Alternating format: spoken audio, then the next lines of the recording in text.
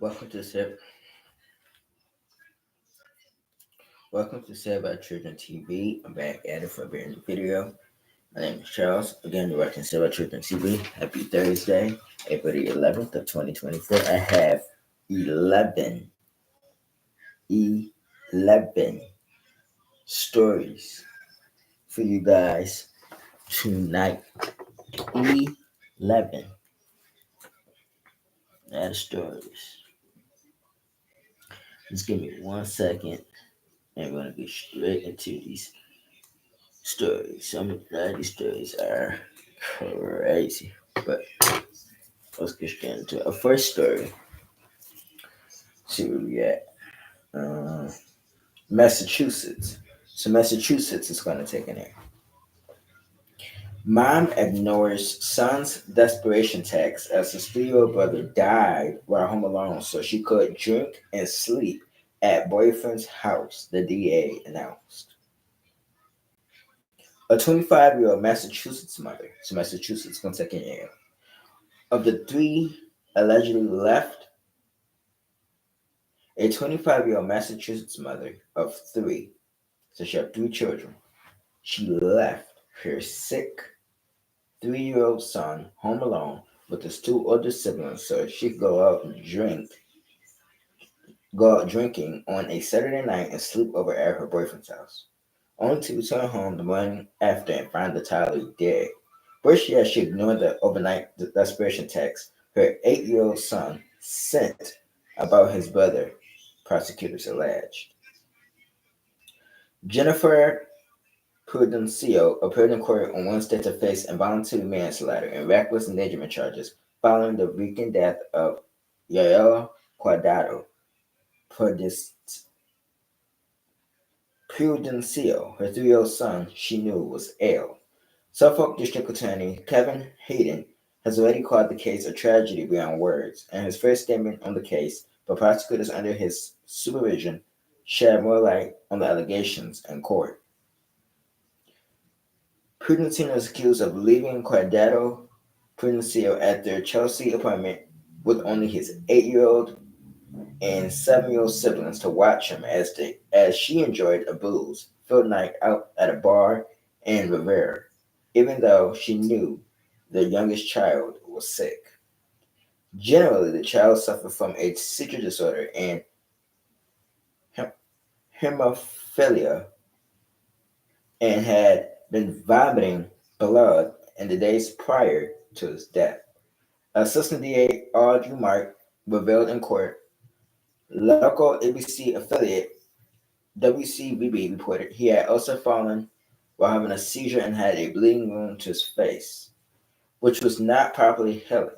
The defendant had brought the child to seek medical care on 2 occasions over the week, claiming that Prudencio drank alcohol from a number of hours at the bar and he's had to stay at her boyfriend's place in Somerville, rather than going home to her children. Mark said that the defendant was unmoved by the text her worried 8-year-old son sent, text that included a video of the dying victim's condition, local NBC affiliate WBTS reported. She allegedly promised the boy she'd be back soon, but stayed the night at her boyfriend's anyway.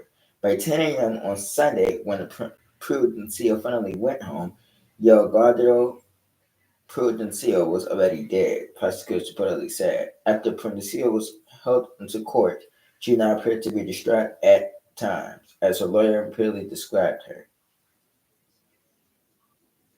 The defense was unsuccessful in its efforts, however, for a low bail, as the judge set bail at $100,000, more than 10 times the amount requested by Prudencio's attorney.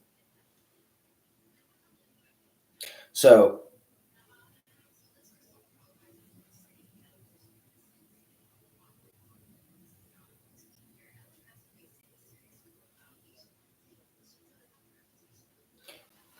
we're going to put on a news video.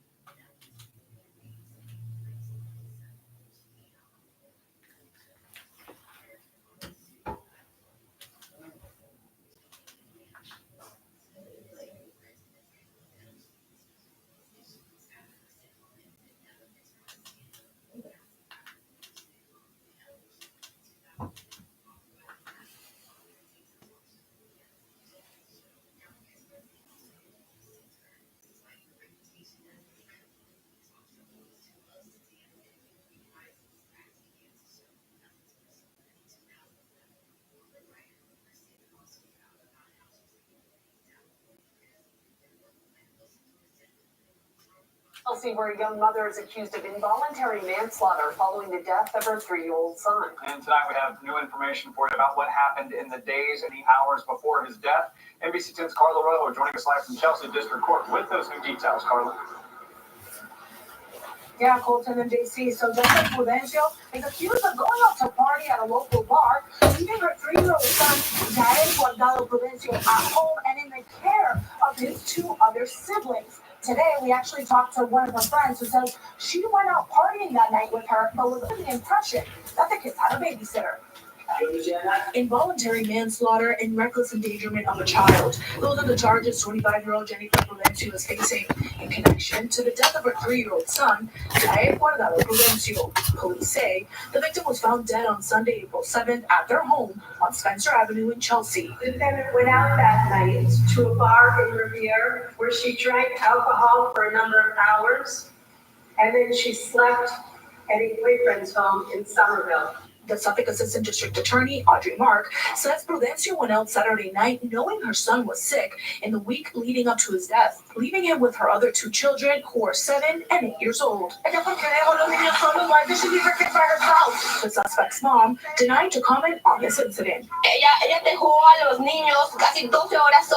Agreeing to speak with us in Spanish, this woman says she knows the suspect and that she went out with her the night before, thinking the kids had a babysitter. Adding that she went to the suspect's home the next morning to grab some belongings, allegedly saw the dead victim, and called 911. That's when she was scared away by other members of the media. Meanwhile, in court, the assistant district attorney says that the boy had medical conditions, including a seizure disorder and hemophilia, adding that the suspect's 8-year-old son and brother of the victim sent a text to her while she was out, expressing concern for the well-being of his brother, the 3-year-old, and actually attaching a video of the alleged victim. Prudencio will be back in court May 2nd for a probable cause hearing. Reporting live in Chelsea, Carla Rojo, NBC 10 Boston.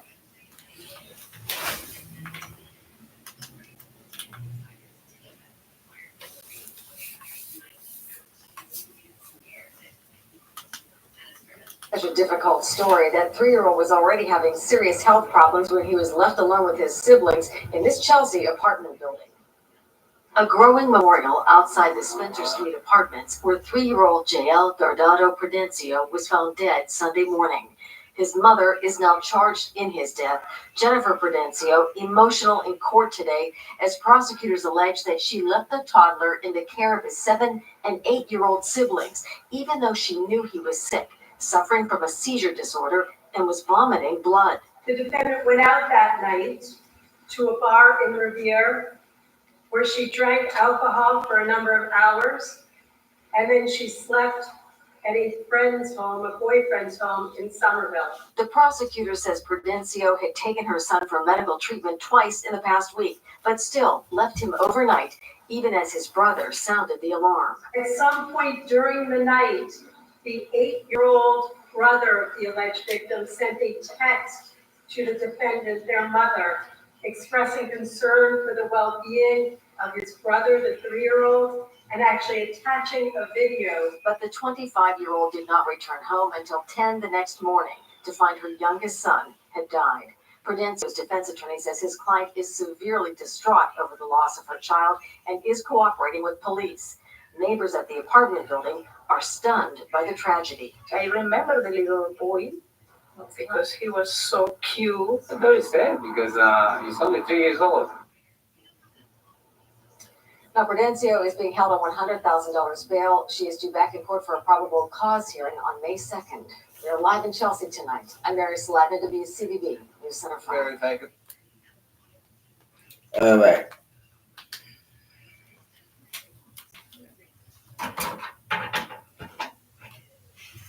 Closing up, my thoughts about that particular story is that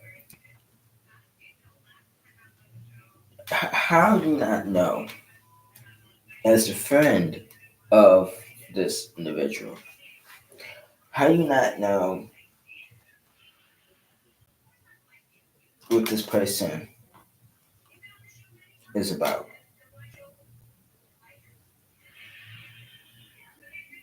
And knowing that your child is sick with different health issues, why is going to the bar with your friends is more important than the safety of your children?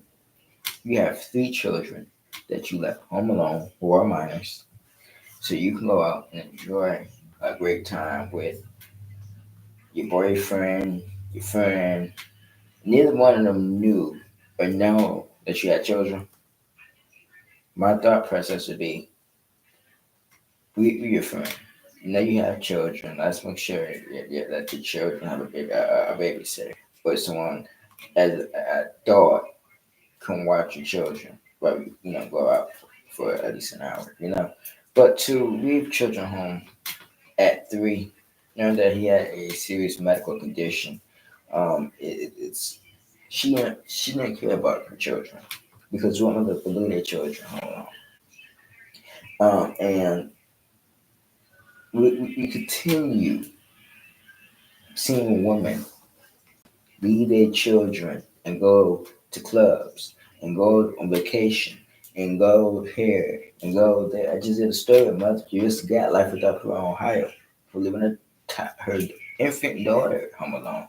I went to Puerto Rico on vacation, well, weekend's vacation. But it takes just 1 hour for something bad to happen. So she was charged, this mother here was charged with involuntary manslaughter, among other charges.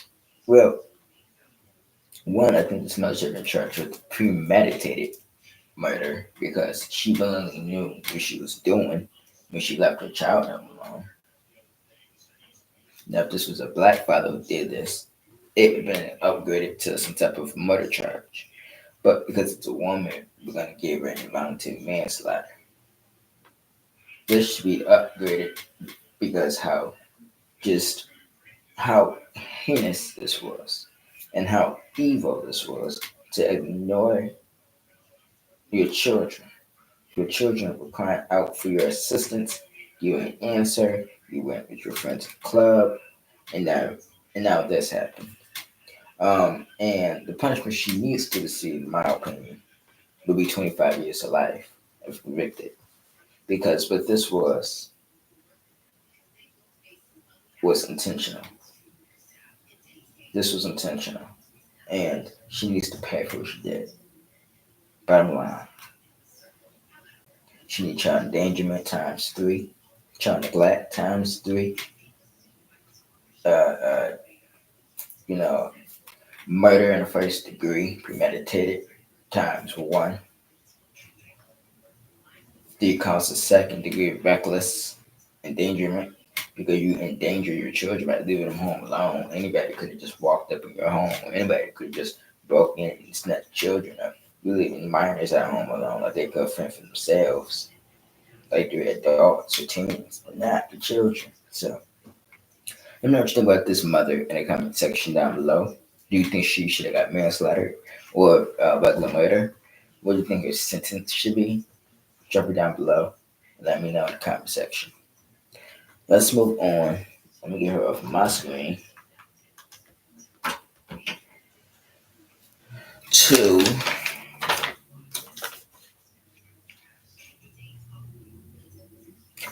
condolences to the victim and prayer for those other children who are probably going through the worst times of their life right now. Let's see. Let me look this up.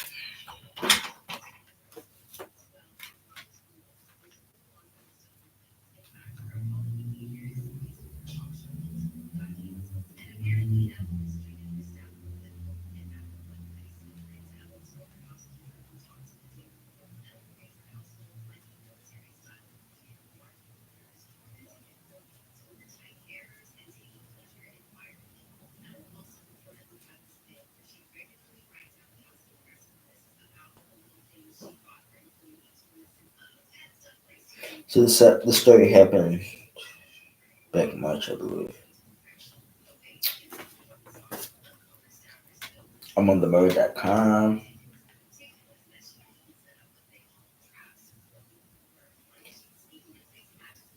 So Arizona is going to take an air. Arizona. A teen dubbed Killer Jack danced on dying boy's body after bullies beat him to death at a house party. An investigation has claimed that the 17-year-old killer, Jack from Arizona, who allegedly beat a classmate to death, bragged about the act afterward on Snapchat. Talon Renner, 17, and his friends were arrested and charged with first-degree murder over the death of classmate Preston Lord, who died 2 days after a brutal beating at a Halloween party. Renner and his friends reportedly threw hammer punches at the teenager.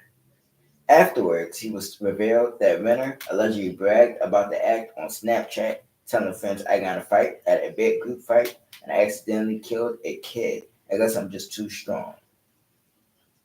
He then texted fellow suspect Taylor Sherman saying, "I may have hospitalized that kid. I hit him pretty hard." Police also said they have evidence of Renner showing the video of the fight to friends afterwards and begging, "Oh, I put this kid on life support." 6 other people were arrested along with Preston. He and his friends allegedly made up something called Gilbert Goons, described by town residents as a modern day gang. They've allegedly been terrorized the Phoenix suburb of Queen Creek for years, said police. They're allegedly known for recording blitz-style attacks on other teens in public places like house parties and outside fast food restaurants. On October 28, 2023, the teens attacked Lord and upon realizing that he required urgent medical care, Renner's father, a wealthy gym owner, came home and hoped his son allegedly covered up the beating. Recorded 911 calls from that night were released days ago showed the level of chaos the jocks unleashed that night. At one call, a boy cries as he tells the dispatcher that one friend had a broken wrist and another was lying on the ground, unconscious, discovered the attackers as masked teenagers, according to AZ Strangers. Masked strangers, according to AZ Central. "I'm scared. I don't know what to do," he said in a call, which was placed at 9:49 p.m. "Are people on the way? I need them to get here. I do not want my friends to die." In another call, a different team said that a group of trained lifeguards was trying to administer CPR. He told the dispatcher that Lord stopped breathing 2 minutes before. Police apparently responded to 911 calls on 9 p.m. that night after residents placed several phone calls, but said that they didn't seem anything suspicious and left to another call to answer another call. They were called back about 45 minutes later to check in on Lord's condition. Residents of the neighborhood had raised arranged concerns that the teens weren't named for months. Despite their lengthy records, they alleged that Renner's parents have gotten special treatment and even parked spaces at the police station because of their prominence within the town. After the allegations, Renner's father was caught in a alleged cover-up scheme trying to shift the blame to another teenager with a similar name. Ashley Reynolds was worked for Talon's father, Travis Renner, told police she was unwillingly part of an attempted cover-up over the night. Travis Renner and his business partner are accused of plotting to move Lloyd's body to a cabin to wait up the fallout from his injuries. Prosecutors have presented over 1,000 pages of reports, witnesses' statements, and other documents detailing the events of that night. Other teens, in addition to Renner, bragged to their friends over text messages and social media about Lloyd's death. Thailand Vigil said in a Snapchat conversation that hit a kid and this kid hit his head. And then they kicked his head in the ground. And then I got where he died. So I don't know. William Hines told police officers, "Straight up, bro, I was drunk, heat off the moment. I kicked him one time and I kicked his leg." Each of the 7 suspects are now facing a first degree murder charge and a kidnapping charge.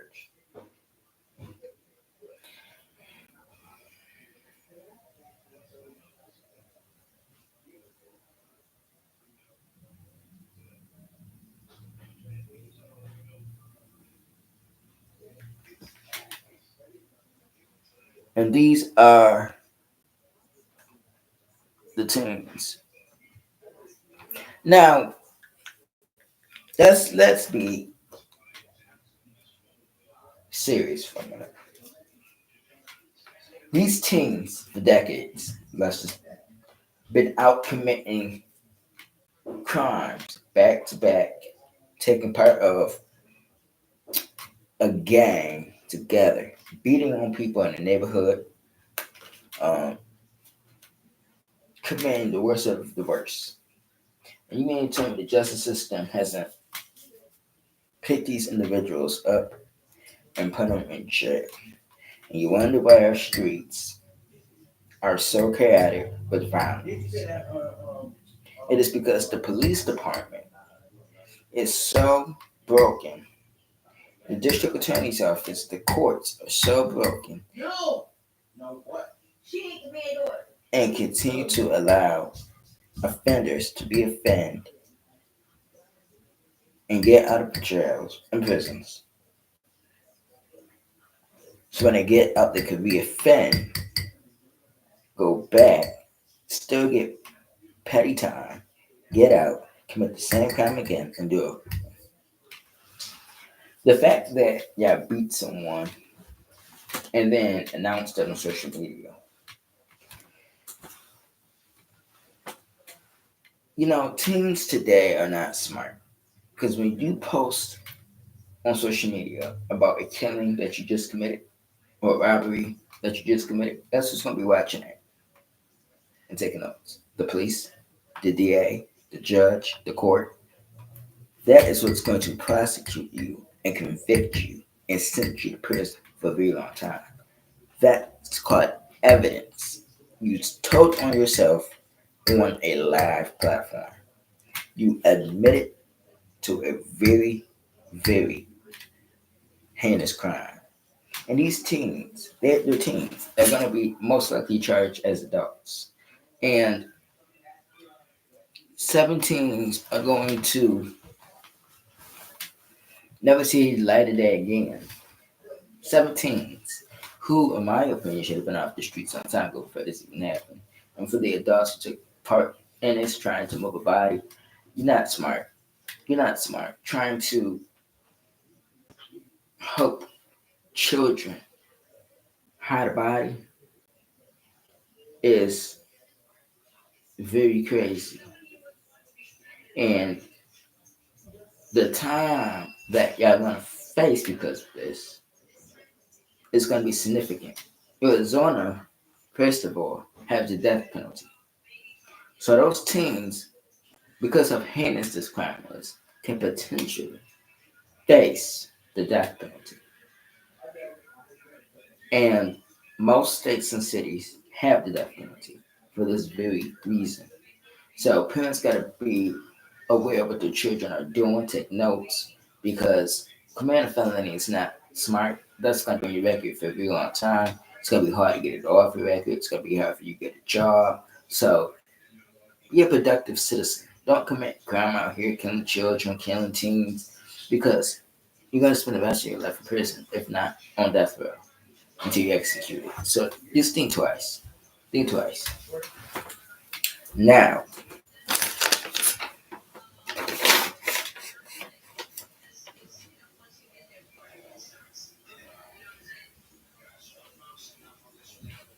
a judge hands down the max to a babysitter who killed a toddler. Let's talk about it.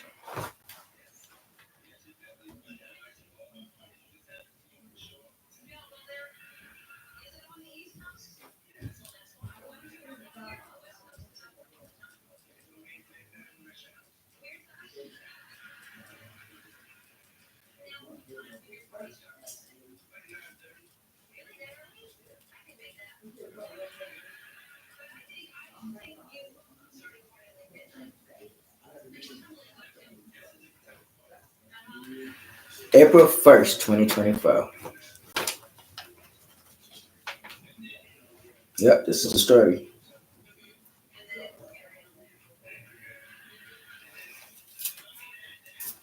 So, West Virginia is going to take an L. West Virginia is taking an L.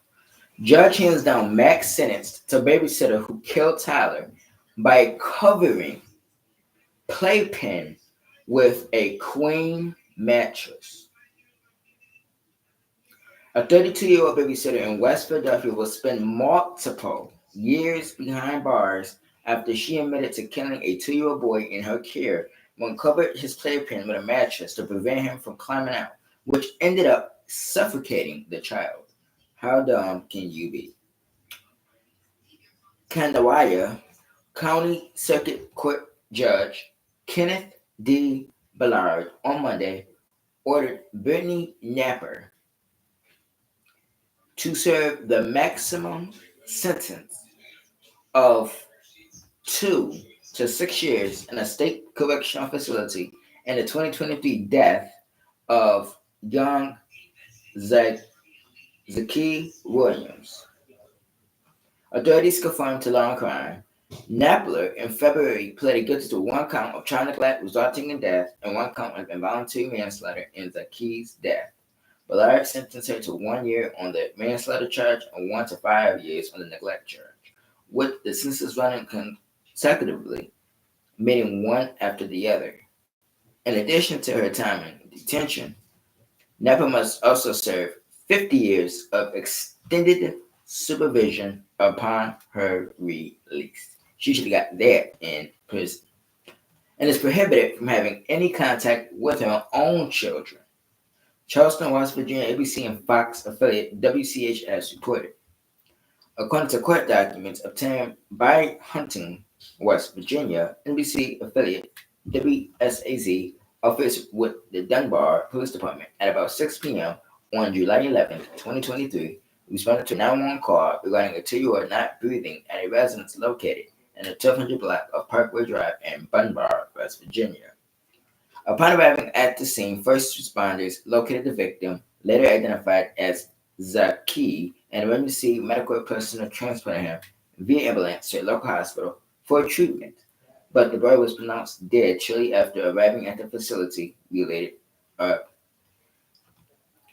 Shortly after arriving at the facility, investigators reportedly said that Napper had been living at the Parkway Drive home for a few days and would regularly babysit the victim. In an interview with authorities, Napper reportedly admitted that earlier that morning she put Zakia in his playpen, then placed a queen mattress over the top of the playpen to prevent the child from climbing out. Real stupid. Authorities said that the boy did try to climb out, but became pinned between the top bar of the playpen and the large mattress and ultimately suffocated. Napper also admitted to her actions during her plea hearing in February. Quote,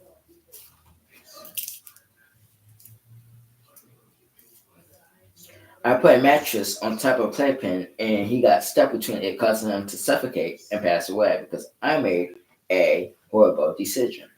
Nepper said during the hearing, per WCHS. On Monday, an emotional Nepper reiterated that she never intended to harm the baby. Zakia, yes, she did. Literally speaking through tears as she told the court that she made her horrible mistake. I will never forgive myself. I'm truly so sorry to the family and everybody who loved Zaki so dearly. I had no intention of causing any harm to sweet baby Zaki. If I could trade him places, I would in a heartbeat. She said, according to WCHS, I truly never meant to hurt him. Zaki's mother, Khalid Cheeks, also addressed the court before Napper was formally sentenced, requesting that she be given the maximum possible sentence. My whole family got ripped apart. I trusted somebody with his life, and I will forever regret that decision. Cheeks Brody said my son will never get to grow up like everybody else. My son will never get to grow up like everybody else's kids and go to school and live life. I'll never be the same again. This has destroyed me, and I can't see myself forgiving for that. She said, my son is gone forever. No matter how many years you do, will make up for that. Referring to the situation as tragic, Ballard told Napper that there was no excuse for what she did, saying he had no choice but to give her the maximum sentence, West Virginia Metro News reported. Yeah, outrageous act caused an innocent child who was in your care to die. And I don't think there's any way to repair that, the judge repeatedly said. Without putting in this video, the 2 to 6 years, in my opinion, to me that's not no max sentence to me. That's a baby ass sentence, 2 to 6 years. I don't know who thought 2 to 6 years was a maximum sentence. Um, to me, that should just be a minimum sentence. A maximum sentence is anywhere from 15 to 25 years. She should have got decades in prison. Just because she took a plea doesn't mean nothing. I still at least give her 20 years in prison because her conduct was just awful. To put a mattress over a playpen with a child in it is crazy. But people gotta stop trusting people to watch their children. Not everybody is sane to watch children.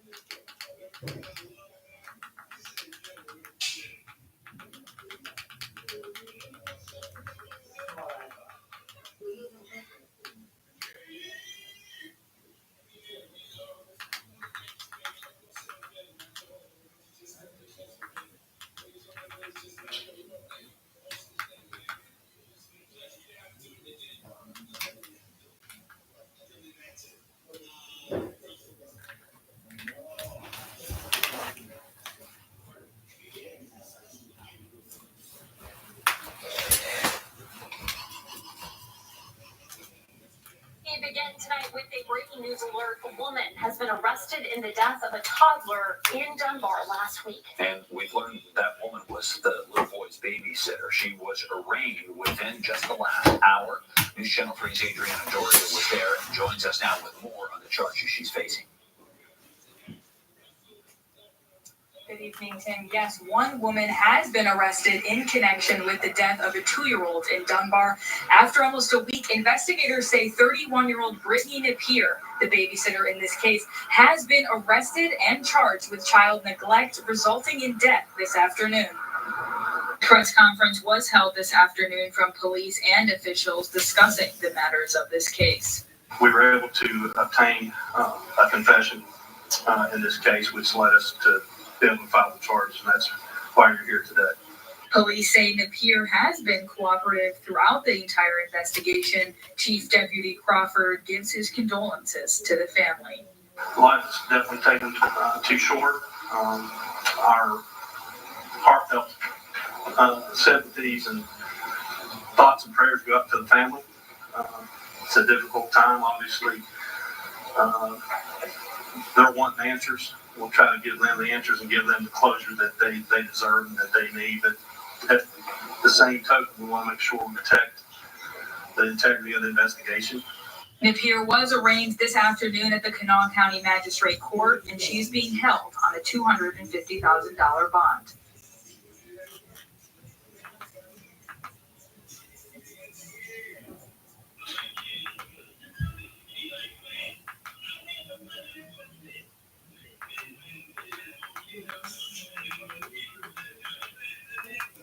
Closing thoughts about this particular story, like I said before, 2 to 6 years is a slap on the wrist, in my opinion. Um, she should have more time.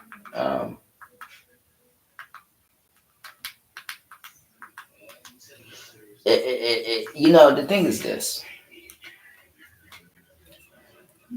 and this is for parents out here. I understand you work a lot, you need a babysitter, but do your research, background checks before you just allow just anybody to watch your child. This woman have tattoos on her arms.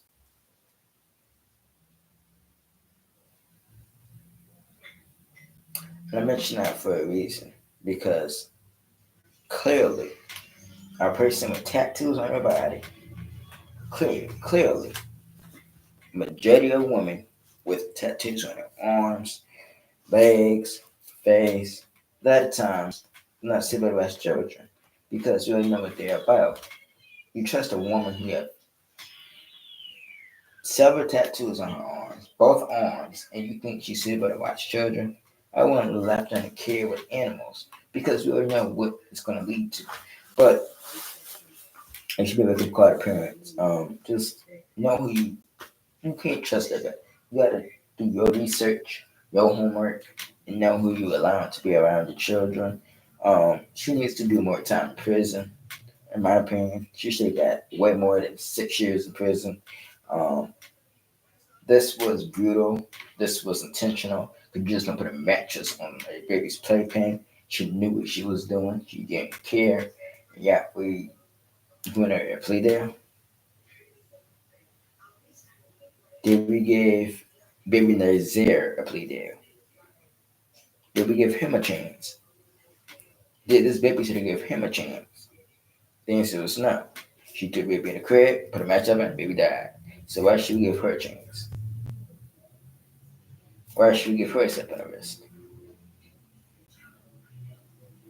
Again, she should have got the maximum sentence. She should have got decades in prison. You killed the child. You knew what you was doing. She should have got 25 to 30 years in prison. I don't give a damn if it's manslaughter.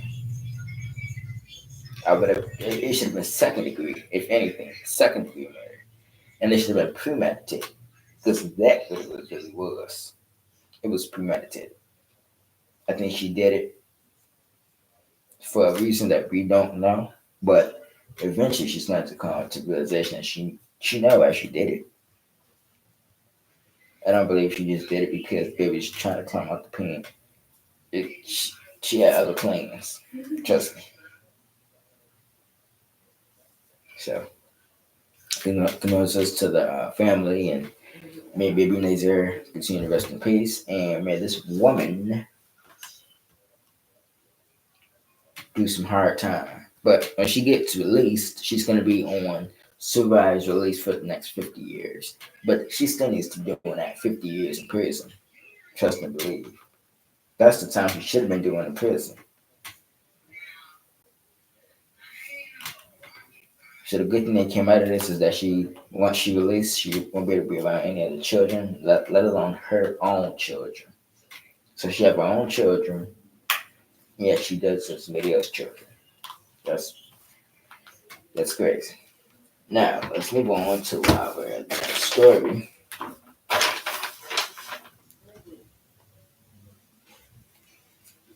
These next few stories are not going to have a article to them, but I'm going to play them a little video and talk about it.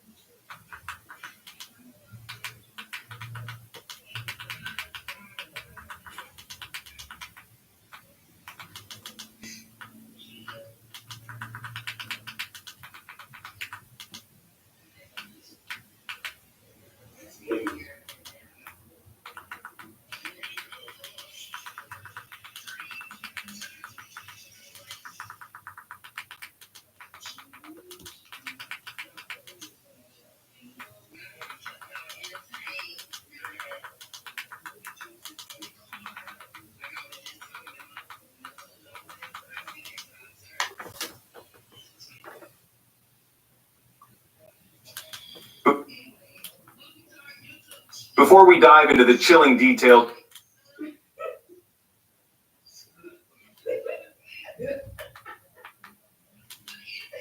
normal Halloween party spiraled into a horrific night.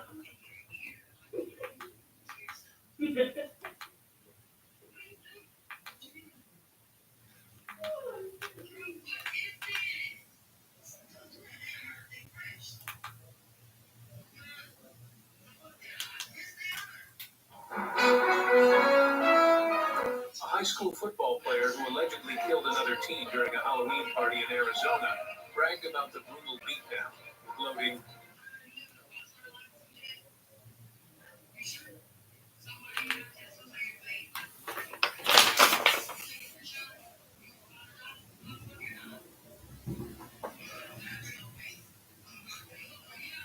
Okay, so that's the story we talked about before. Okay.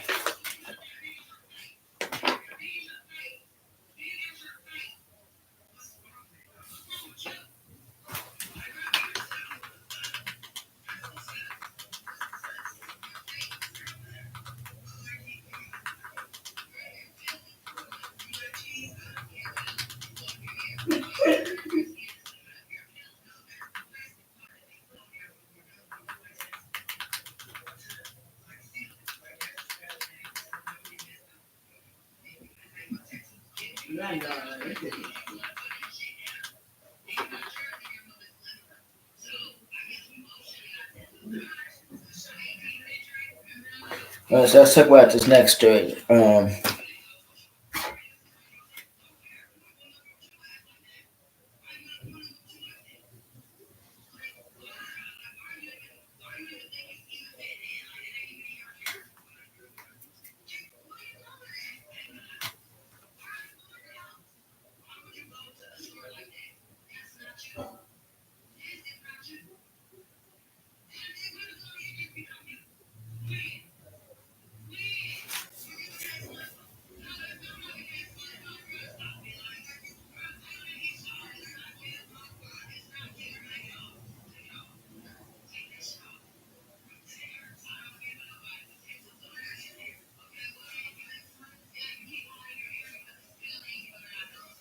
This is who we're going to be talking about.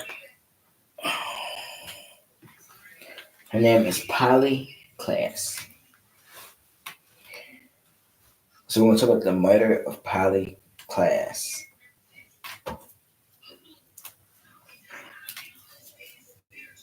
Polly Hannah Class, January 3rd, 1981 to October 1st, 1993, was an American murder victim whose case garnered national media attention on October 1st, 1993. At age 12, she was kidnapped at knife point during a slumber party at her mother's home in Petaluma, California, and strangled to death. Richard Allen Davis was convicted of her murder in 1996 and sentenced to death. On October 1st, 1983, Polly Class and two friends were having a slumber party around 10:30 p.m. when an intoxicated Richard Allen Davis entered her bedroom, carrying a knife from Eve Nichols' kitchen. He told the girls he was there to do no harm and was only there for money. Davis tied up both of her friends, pulled pillowcases over their heads, and told them to count to 1,000. He then kidnapped Class. Over the next 2 months, about 4,000 people helped search for Class. Conviction. After a long and tumultuous trial, Davis was convicted on June 18, 1996, of first-degree murder with four special circumstances: robbery, burglary, kidnapping, and attempted lewd act on a child and Class' death. A San Jose Superior Court jury returned a verdict of death. At his former sentencing, Davis provoked national outrage by taunting his victim's family, extending both middle fingers after going on camera, and later saying that Class' last words just before he killed her implied that her father molested her. Judge Thomas Hessings then formally sentenced Davis to death, telling Davis that his conduct in the courtroom made the decision to pass the death sentence significantly easier. Davis has been on death row since 1996. So, here's a news video.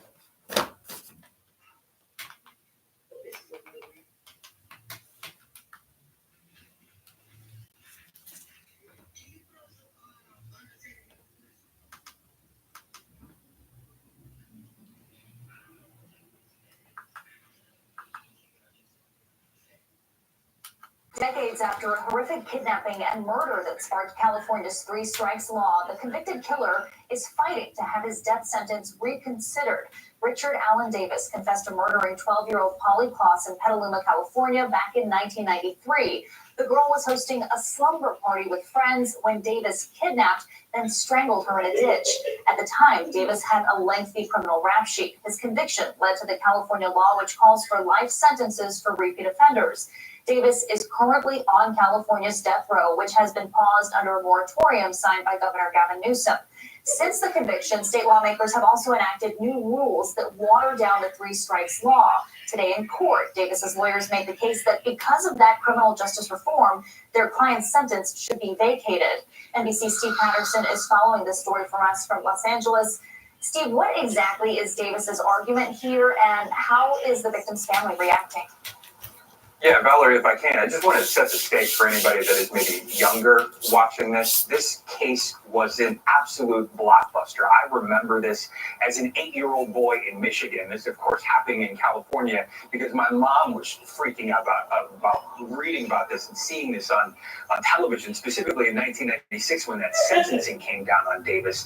And this iconic, infamous image of him flicking the camera off, giving the cameras the middle finger as he's being sentenced, just colossal. And to think that this is now the guy that 30 years later is asking for remorse, asking to have this sentence essentially expunged and reevaluated is just incredible to think about. So in effect, as you mentioned, there have been criminal justice reforms. A lot of it has to do with the fact simply the California prisons have been overcrowded since then. And so to deal with that, a lot of politicians have gone into the structuring of sentences, specifically enhancements that were put on more minor sentences, like drug sentences, to have those expunged, in essence, to keep the populations of prisons a little bit more down. The question that Davis is essentially asking, and it's a simple one, is does this apply to a horrific murder, a senseless crime, like the murder of a 12-year-old girl? That is the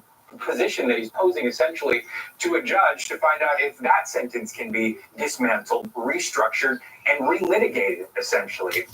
You asked about the parents of Kloss. We know that Mark Kloss has been an advocate since his daughter's death. He, as I've been reading in reports, has been described as both furious and hopeful that a judge will not let something like this happen, but only time will tell at this point. Valerie? And Steve, Davis is on death row, but even if he loses this case, if he loses this appeal to the judge, he won't necessarily be put to death anytime soon, though, right? He won't. As you mentioned, Gavin Newsom, the governor of California, has not been shy about dismantling the death penalty in California. It has not happened, but there has been a moratorium, a stay put on essentially folks that are condemned at this point. So even if the judge says, no, you still have to be condemned, you keep, essentially the same sentence that you had, nobody's being put to death at this point right now. That is per this 2019 ruling, until maybe somebody else is filling that place in the administration. Thanks for watching. Stay updated about breaking news and top.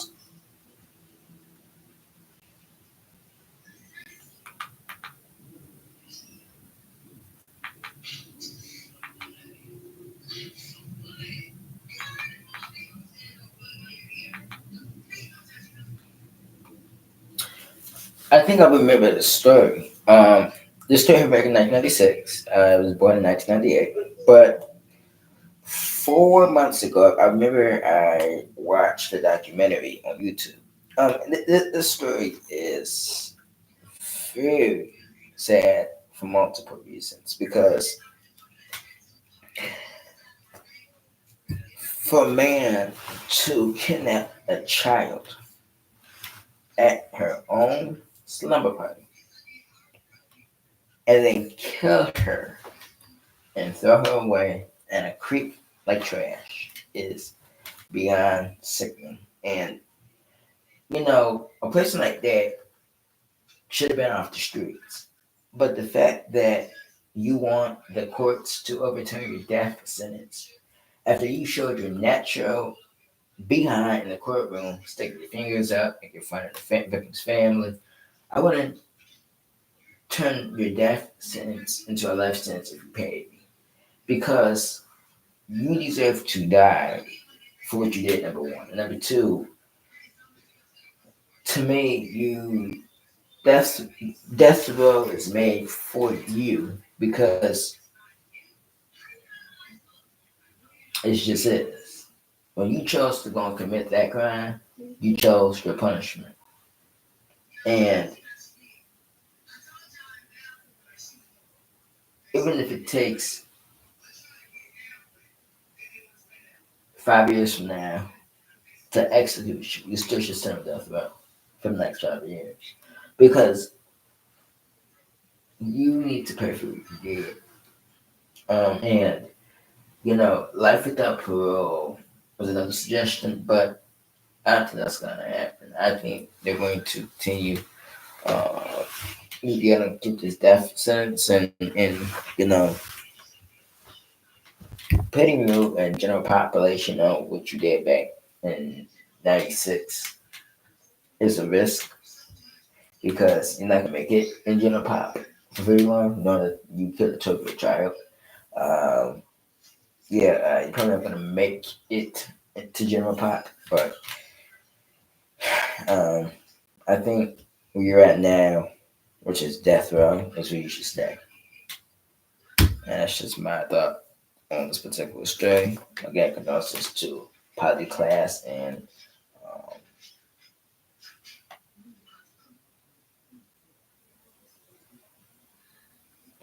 and condolences to her family. We're gonna go on to the next story, which is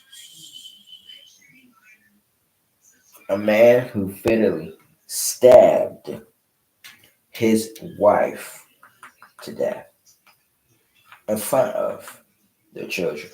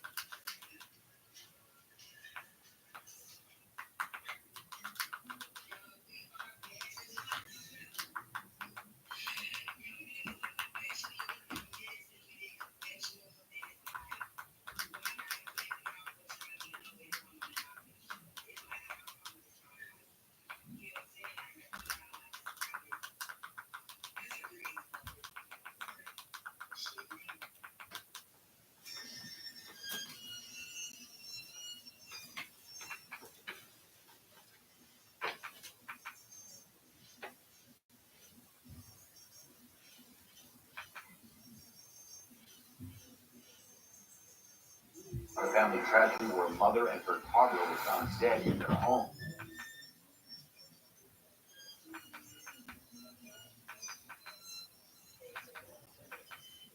But to find an article for this particular story, but to this uh,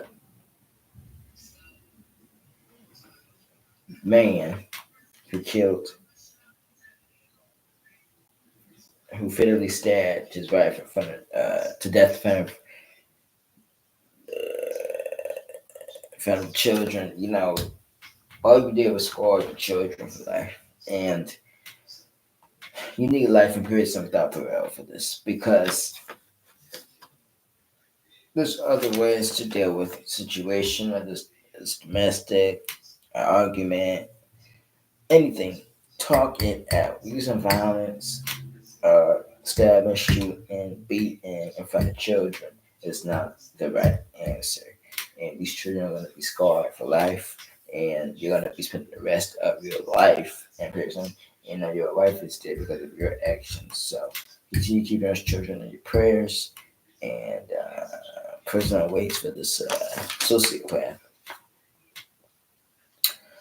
Um, New Jersey teacher aide is accused of pulling student hero. Um, we're gonna talk about this story. This story is crazy. in itself. It is crazy.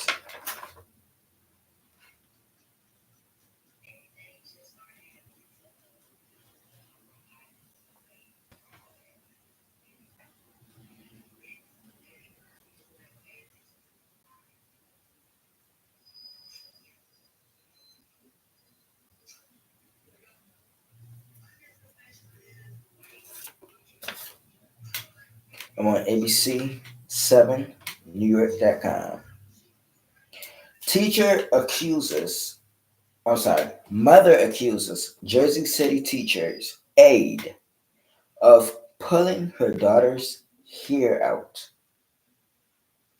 So Jersey City, New Jersey is going to take an L for the story. A mother is sharing her story after she says a teacher's aide at a public school in Jersey City pulled her daughter's hair out.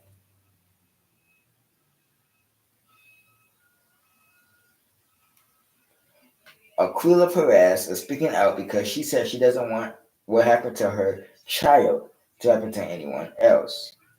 According to officials, according to official documents, Perez's daughter returned home from school with a bald spot after a teacher's aide allegedly yanked a braid out. Perez took a photo of her 5-year-old daughter, get the name, Zawana, as soon as she got home from PS 26 in Jersey City on March 15th. Perez says she was cornrowed. Perez says she cornrowed her daughter's hair all the way to the nape of her neck, but when she returned home from school, the braid had been ripped out, leaving behind a bald spot.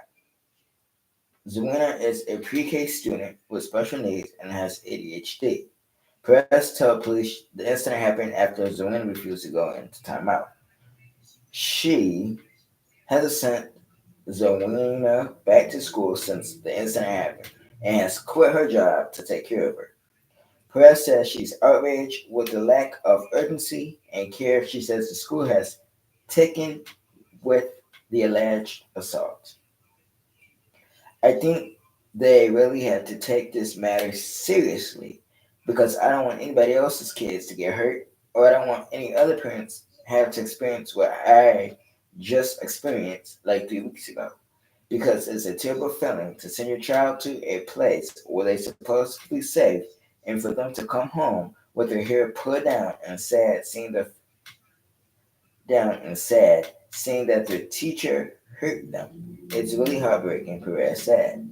Police continue to investigate. Eyewitness News reached out to the school for comment and have not heard back. Yep, because they're hiding. How about that?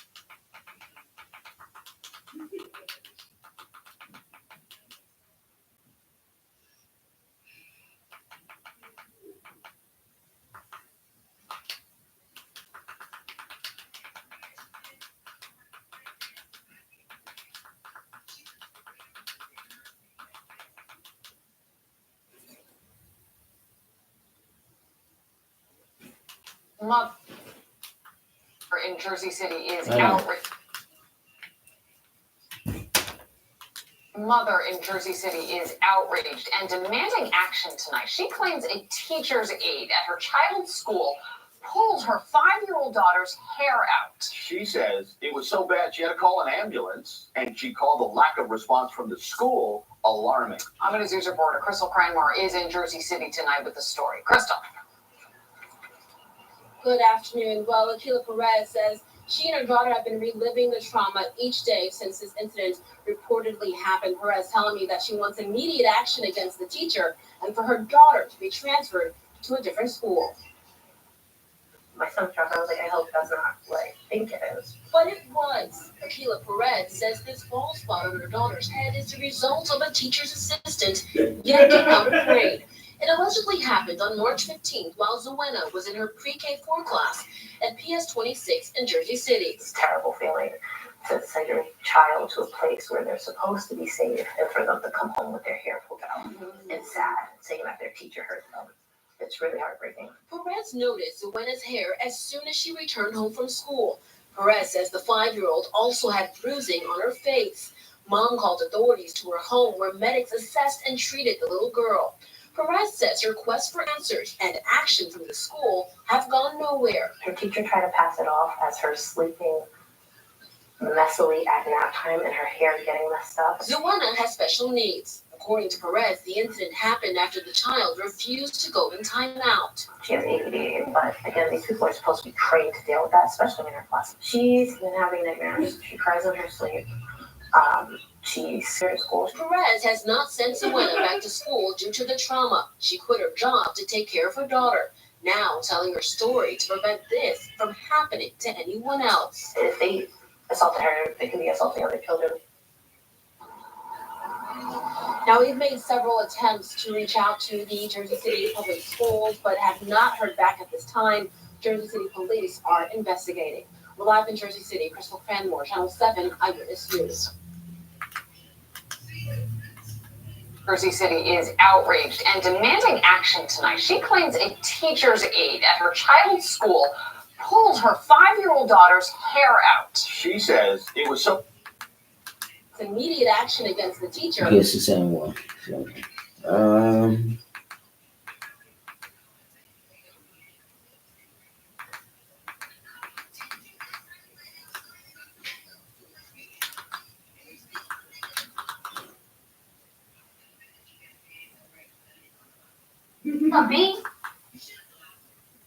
All right, my closing thoughts.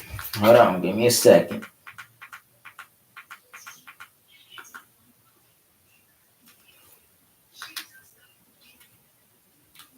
Okay, my closing thoughts about this particular story is that knowing that, first of all, you have to ask yourself, right? Where is the community leaders when you need them? The people that come together when something happens in these schools and they outrage, where they at? This has been in the news for how long? And nobody's outraged, nobody marching up at school and protesting and doing nothing. They just sitting back. There should be people out there that's angry and getting some answers because it could have been your child, right? It could have been the next person's child. It could have been the president's child. It could have been. The thing is this: because the child don't want. Okay, the child didn't. The child didn't go to timeout, and so the result of the child refusing to go to timeout is to rip the roots, to rip the cornrow braid out of her scalp. Now, the teacher assistant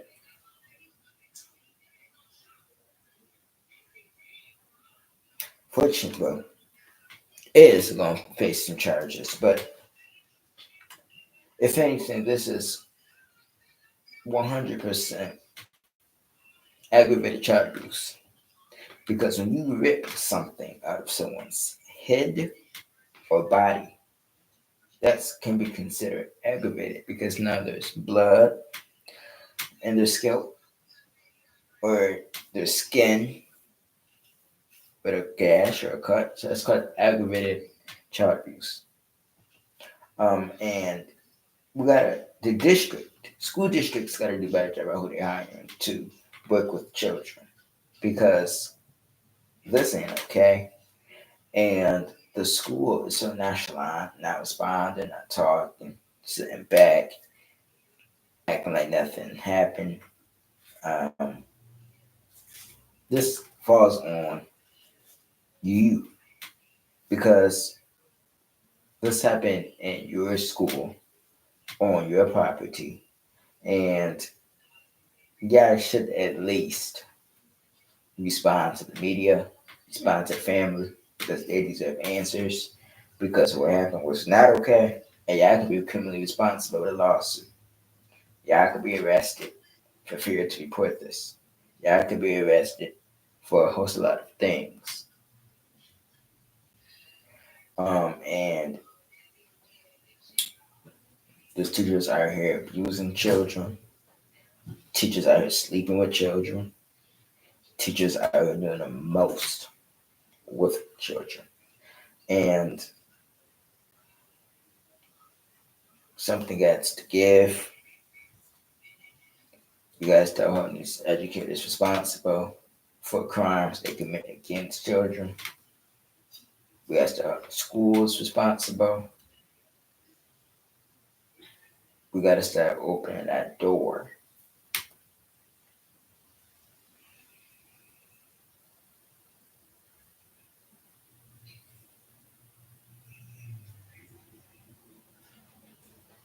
So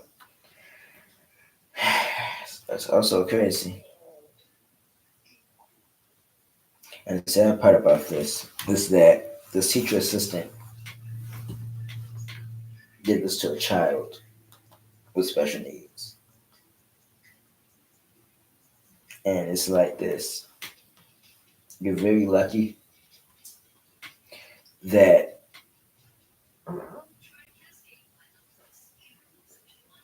you're very lucky that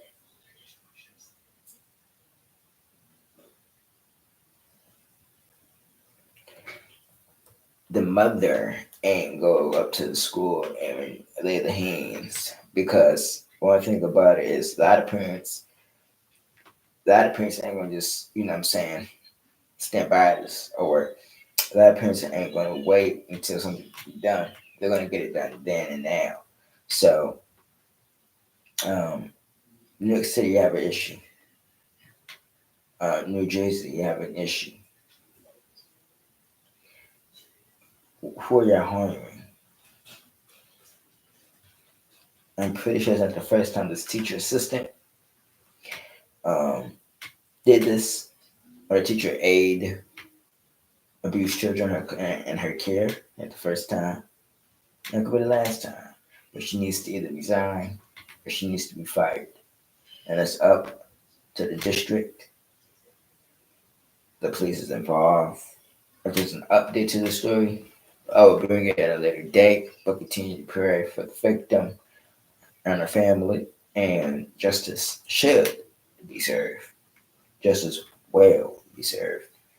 Um, I don't know if it's really I was talking about the story, but once people get a hold to the story, they start talking about it. Um,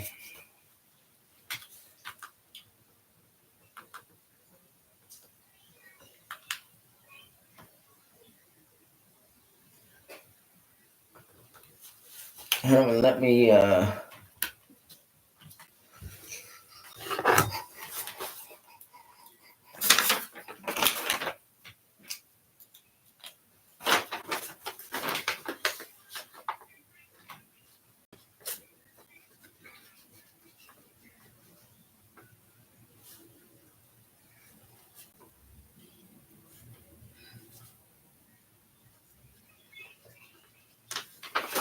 all right.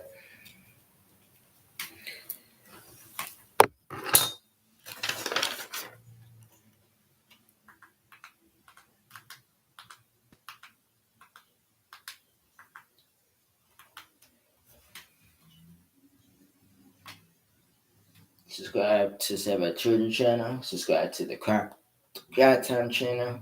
And subscribe to my outstanding um, community channel. Oh, we'll be posting on those channels soon. But right now, I'm just been quite basic, but we'll post on those platforms recent. Tomorrow, to be exact, post on those channel.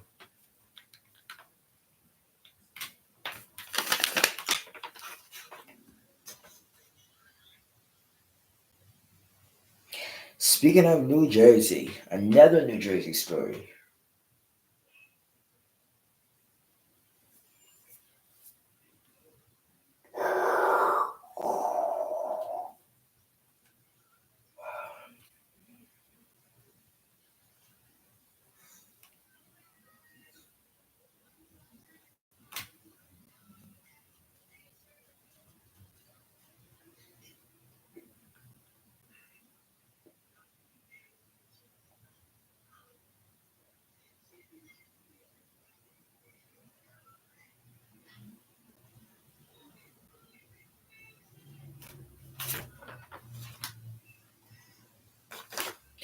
Again, New Jersey taking another L. New Jersey teacher who had illicit sexual relationship with student avoids prison time after ex-pupils sent court letters of support. A New Jersey teacher who had a sexual relationship with a 17-year-old female student evaded prison time last week after her former student sent letters of support to the court ahead of her sentencing. Ex Fairlawn High School graphics arts teacher Christine Knudsen was placed under lifetime parole supervision and forced to register as a sex offender, but won't see a day behind bars if she doesn't rally the terms of the sentencing, according to the Virgin record. She should have got plenty of time.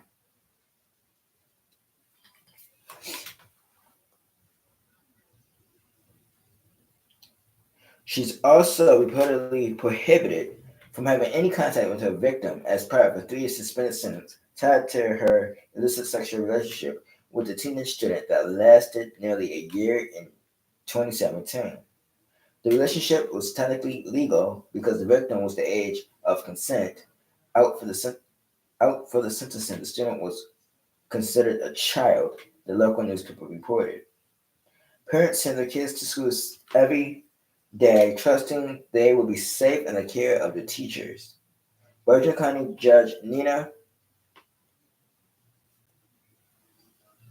Rimson said Wednesday, according to the outlet, and there is a very strong need to deter not only Ms. Knudsen, but all citizens from violation of the law, especially in this nature involving a breach of trust between the teacher and the student. Nelson pleaded guilty in July to reckless endangerment after she was initially charged with sexual assault in 2021. She met the victim when the student joined the school drama club, which she advised the record reported. The former educator in court last week blamed multiple troubles in her life, including substance abuse, for the inappropriate relationship. I think it's fair to say from her comments that if she could go back in time, she would love to do so, Attorney Michael DeMarco said, per the record. So,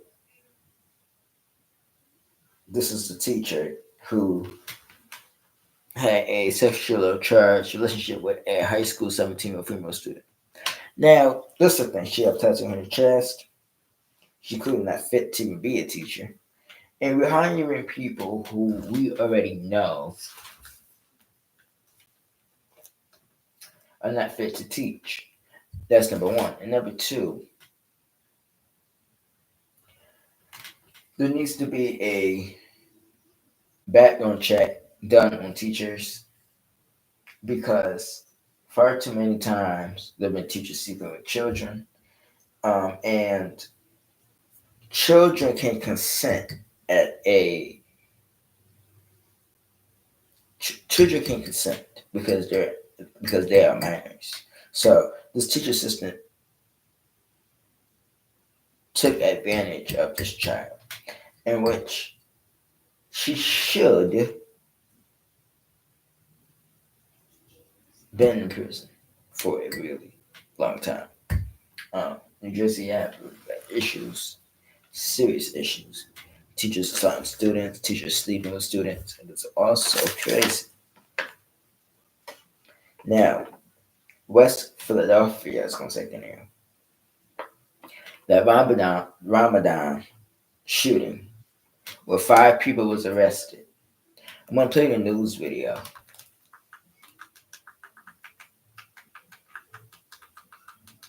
3 guns were taken off the street.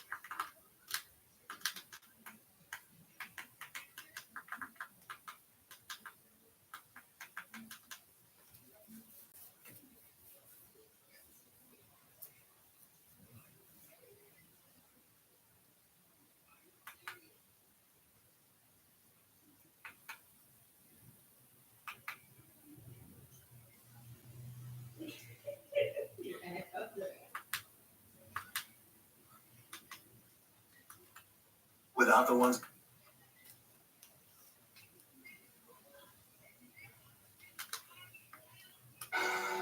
NBC 10 breaking news. We begin with breaking news right now. Police swarmed the scene after a shooting in West Philadelphia, right near an event that was marking the end of Ramadan. Skyforce 10 over the scene a short time ago. You can see the massive police presence here. 48th Street and Girard Avenue in West Philly. There's a lot going on right now. We've got you covered. Thanks for being with us. I'm Tracy Davidson. And I'm Johnny Archer. We do have a team of reporters at several scenes in West Philadelphia right now. Let's get over to NBC 10's Leah Uku, who is live at 47th and Lancaster Avenue. Leah, what's the latest? Well, Johnny, Tracy, when we drove over here, this scene actually started about several blocks before we got to the area where I'm told by several officers here on the ground where shots were fired at Clara Muhammad Square. That's where hundreds of people were gathering to mark the. So you want to pause this for a second? I got the article for that. Philadelphia, West Philadelphia. We're going to get it air.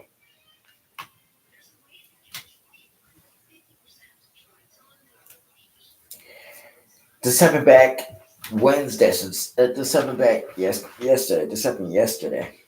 5 people have been arrested after a shooting in a West Philadelphia park that was filled with hundreds of people. On CNN. 5 people have been arrested, 4 of whom are juveniles. After a Wednesday afternoon shooting that unfolded in a West Philadelphia park during a large Muslim religious celebration filled with families and children, police say. The shooting took place at roughly 2:30 p.m. at Clara Muhammad Square, where about 1,000 people had gathered for the public celebration, Philadelphia Police Commissioner Kevin Bethel said during a news conference. One woman told a local TV station families, children, and elderly people were in attendance for Eid al-Fitr, an Islamic religious celebration marking the end of the holy month of Ramadan. Lawn chairs, picnic tables, and toys were set up, and families were dressed in their holiday best. Children ran in the playground while parents chatted with friends. Then came the sounds of shots, prompting widespread panic and chaos as people ducked to avoid bullets and families rushed to grab their loved ones and escape. 2 groups that were in the park started exchanging gunfire, but police did not believe the shooting was connected to the religious celebration, the commissioner said. Officers stopped 3 males and 1 female suspect who were running and recovered 4 weapons. Bethel said of those four suspects, three were juveniles. The commissioner said another officer engaged with the 15-year-old male suspect, firing and striking the teen in his shoulder and leg, and recovered a weapon from him.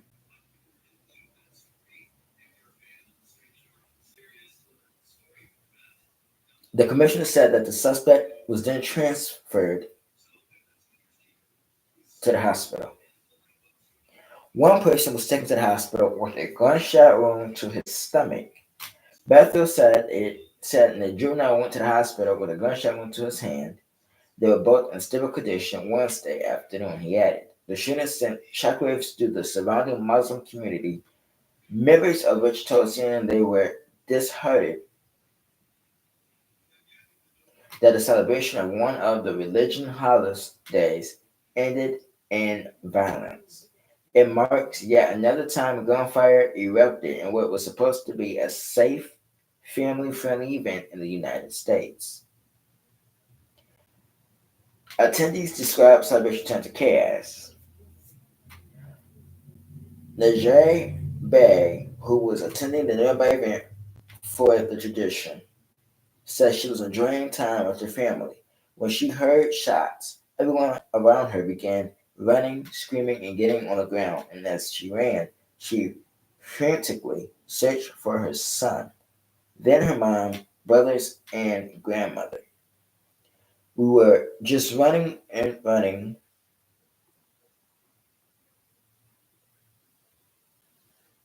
We were just running and running, and one of my family members got shot in the stomach. Bay told CNN affiliate WPVI, later sharing it was her cousin who was wounded. She said hundreds of people have been attending the event. We don't know who was shooting, where the shots came from, but people started shooting and everyone just started running. You have babies, elderly people. Everybody was just there to enjoy themselves. And now we end up at the emergency room. You can't even have a celebration without having to worry about somebody getting shot, Bay added. Local teacher Fareed Abdullah was also at the celebration when the gunfire started. He said he began to run with many other people, but turned around to help children and women who were getting trampled on. It was completely chaos, Abdullah, 45, said. He said he worries about how the violence may impact the Muslim community and how safe residents will feel as future celebrations like this one.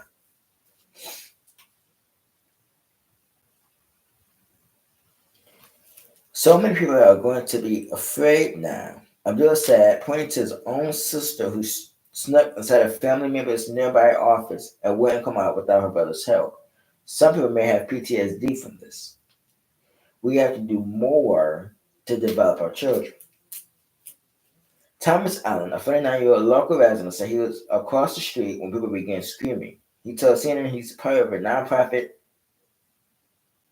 initiative to help young people in Philadelphia get involved in technology and sciences and stay away from violence. And he was disappointed that the shooting unfolded during a religious celebration and was perpetrated at least partly by young people. It is the only month of Ramadan. Of all my years of living in Philadelphia, I've never seen nothing like this, Allen said. It is unheard of, he said. We have to do more to develop our children. When asked about young people's involvement in gun violence, the police commissioner told reporters he's repeatedly talked about parent engagement and the responsibility in all of this.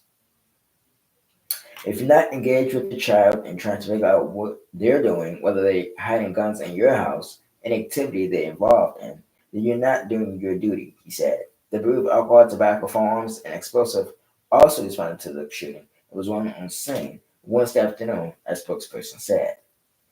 A teenage girl was also struck by a patrol wagon during the police response to the shooting and fractured her leg.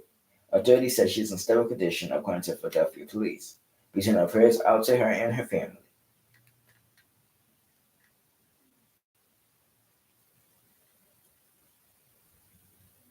You know, the fact that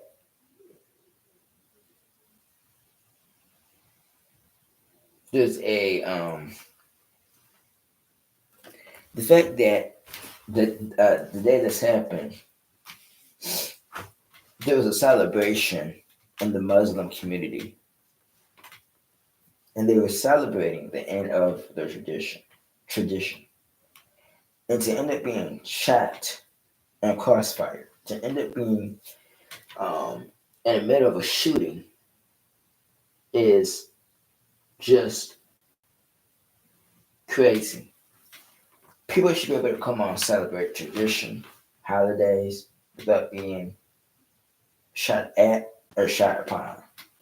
Um, and those five individuals who thought the best thing to do was to shoot up or shoot at a traditional event needs to spend the rest of their lives in prison. And some people speculate that this maybe was, can this be considered a hate crime because they shot in front of 1,000 Muslim people who were celebrating their heritage. And, it could be in a way. It can look like that in a way. But why did this happen? Even if, because you just don't put up to a park where the Muslim community is gathering to celebrate the end of Ramadan, to go and shoot at each other. But this event was going on with the children.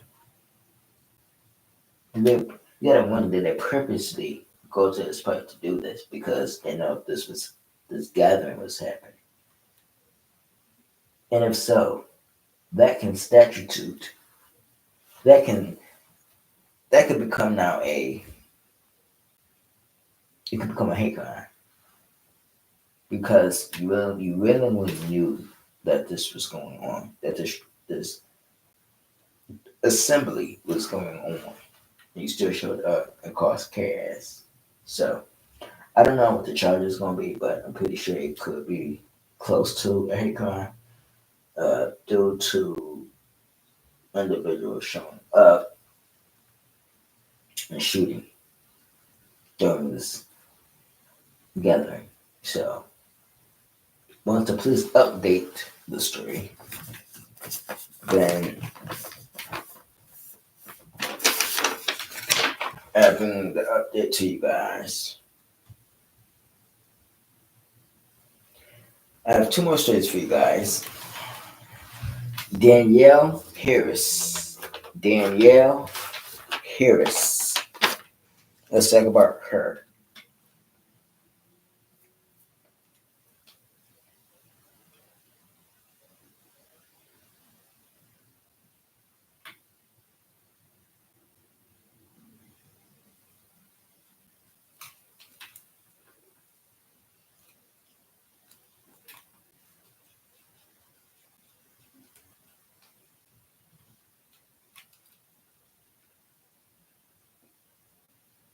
I'm on people.com.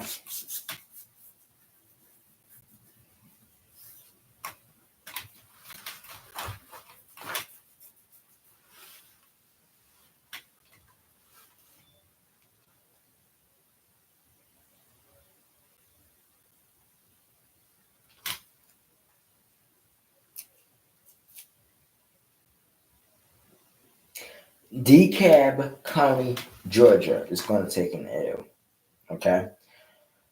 Mom tried to murder her daughter's alleged sex abuser, but she killed another man who was 19, who she brought with her, and killed him and took the law into her own hands.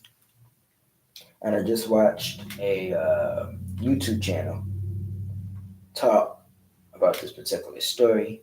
She was talking about what happened in the story, It was crazy. A Georgia mother accused of trying to kill her daughter's alleged sexual abuser was convicted of murder and other criminal charges after the wrong person died in a violent incident initiated by the mother, authorities said. On March 22nd, a jury found Danielle Harris, 42, guilty of felony murder, aggravated assault, conspiracy to commit aggravated assault, and possession of a firearm during the commission of a felony in connection with the 2020 incident, the DeKalb County District Attorney Office announced in a Friday press release. According to prosecutors, on March 31st, 2020, Harris allegedly discovered a video showing her young daughter being abused by a 22-year-old man, later identified as Antonio Hurley. Subsequently, Harris tried to take the law into her own hands, the release states. The next day, around 3:30 a.m., she reported the information to a DeKalb County police officer, who told her that detectives would get back to her. Additionally, the officer warned her not to let her anger get the best of her, and not to try to get revenge, the release states. But hours later, authorities said Harris drove a large group of people to an apartment complex to confront Harley. Harris and three of the people she brought with her were armed with handguns, prosecutors said. According to authorities, Harris told her daughter to point out Harley's apartment. Harris then knocked on the door. The group followed her. Prosecutors said Harley did not open the door, but instead approached from the side of the apartment building to check who was there. That's when Harris and the rest of the group chased Harley, who had managed to make it back inside his apartment through the back door.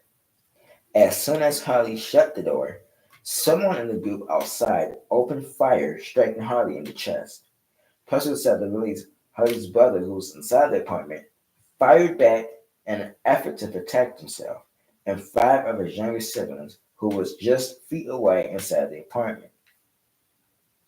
Juan Newkirk, 19, who was part of the group that had come to the apartment complex with Harris, was struck and killed in the shooting, authorities said. After being found guilty, Harris was sentenced to life in prison with the possibility of parole, plus 5 years, prosecutors said. According to prosecutors, two others involved in the confrontation are also charged, though the names were not shared in the release. Additionally, Harley was charged with statutory rape, child molestation, and sexual exploitation of children. The release states prosecutors said his case is pending. It's unclear if he has entered a plea or retained an attorney to speak on his behalf. If you suspect child abuse, call the Child Help National Child Abuse Hotline at 1-800 4 a child or 1-800-422-4453 or go to www.childhelp.org. All calls are toll free and confidential. The hotline is available 24/7 in more than 170 languages.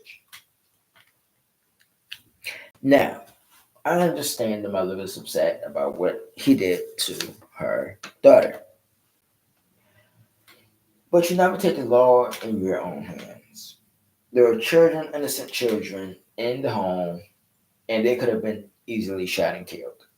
Your child could have been shot and killed too. And anybody else that was with you, even though one was killed. But there's a right way to deal with things like this. And it's called wait for the detectives. You could have easily just got control of your emotions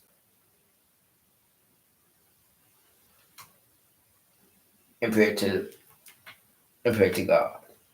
You could have found a better way to do this, but to take your child with you, or to go at all to confront someone who did this, was a bad decision. Because now there's no winners in all of this. right? You're in prison for 5 years to life. Someone's dead. Another person in prison. The child is traumatized for life. There's other children traumatized for life. So, a lot of people are affected by this. And this is one way to handle anger. You could have, talked to someone. You could have, it's a better way to handle things. But a lot of times people let their anger get the best of them. And, you know, it's a sad situation, but we give our um, condolences to the victim who was killed, first and foremost. Um, Also, first and foremost, we give our support and well wishes to the victim who was abused by this person, to your child, and to the person who committed this crime, who was arrested. His day is going to come in court, and that judge is going to throw a book and he's going to do that time. But again, this is the way to handle things, and you brought told your child to go shoot someone. Wasn't smart, wasn't the right idea. It was child abuse, child endangerment, and child design and bad predicament. Um, should just said no, we're not going to do that. We're going to, you know, take a better direction and fix this the right way. Because violence is not the answer. It's not going to solve anything. It caused a ripple effect and everyone. So, sad case. And the final story is a boy is found dead in a suitcase in Indiana. And the Indiana mom was arrested. So, here is,